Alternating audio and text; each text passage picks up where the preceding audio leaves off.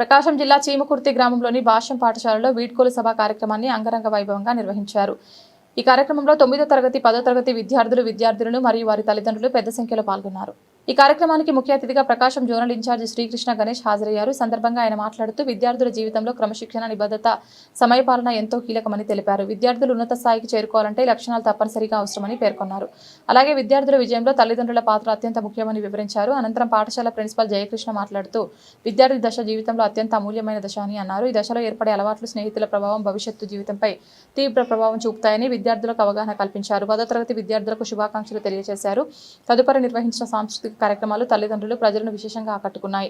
విద్యార్థులు నిర్వహించిన ఆటపాటలు, నృత్యాలు అందరినీ అలరించాయి. కార్యక్రమాన్ని విజయవంతంగా నిర్వహించినందుకు ప్రకాశం జోనల్ ఇన్ఛార్జి శ్రీకృష్ణ గణేష్, పాఠశాల ప్రిన్సిపల్ జయకృష్ణ, తల్లిదండ్రులకు, ఉపాధ్యాయులకు ప్రత్యేక కృతజ్ఞతలు తెలిపారు.